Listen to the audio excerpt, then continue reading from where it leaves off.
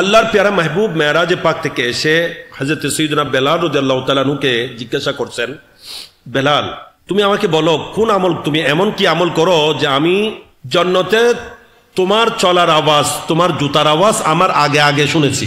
এখানে হয়তো বাতিলা বলবে নবী যদি জানেন তাহলে বেলালকে জিজ্ঞাসা করলেন কেন, এই কথা বলবে কিনা? সেটার উত্তর হচ্ছে আমার নবী জানেন না সেই জন্য জিজ্ঞাসা করেন নাই।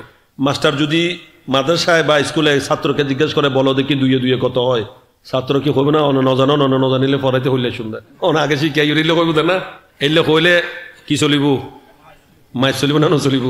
এটা কি জন্য জিজ্ঞাসা করা? ছাত্র জানে কিনা সেটা উদ্দেশ্য, ঠিক কিনা, সেটা জানার জন্য।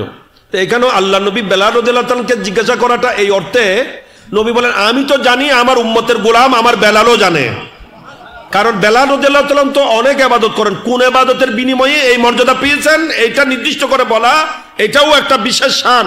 আল্লাহ নবী বলেন সেটাও বেলালের জানা আছে, বেলালের কোন আমলের কারণে বেলাল জান্নাতে আমার আগে আগে প্রবেশ করবেন।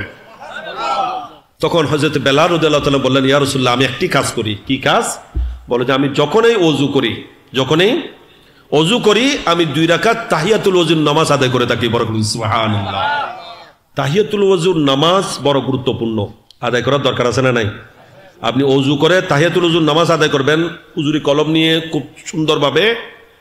আল্লাহ নবী বলেন এটাতে আপনার জীবনের গুনাহ ক্ষমা হয়ে যাবে, এবং যতক্ষণ পর্যন্ত শরীরের মধ্যে ওযুর তাসির থাকবে ততক্ষণ পর্যন্ত আপনার আমলনামায় সওয়াব রেকর্ড হতে থাকবে।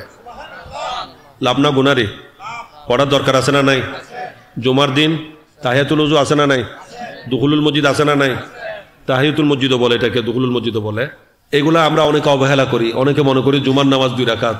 সহিহ হাদিস দ্বারা প্রমাণিত আমার নবী 2 রাকাত ফরজের আগেও 4 রাকাত পড়তেন, পরও 4 রাকাত পড়তেন, এরপরও 2 রাকাত পড়তেন। এগুলা স্পষ্ট প্রমাণ, একাধিক হাদিসের মধ্যে এগুলা এসেছে। তাইলে নামাজ আছে না নাই? তো শুধু ফরজ 2 রাকাত পড়লে হবে না, আরগুলো পড়তে হবে। পড়লে লাভ না গুনারি?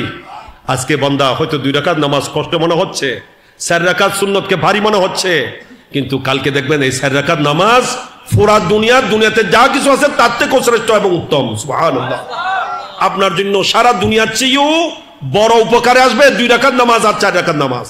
হযরত বেলাল রাদিয়াল্লাহু তাআলা নবীর আগে আগে জান্নাতে চলতেছেন, নবী বলতেছেন আমি চলার আওয়াজ আমি শুনেছি। এই কাজটা, এই নিয়ামত কিভাবে পেয়েছেন?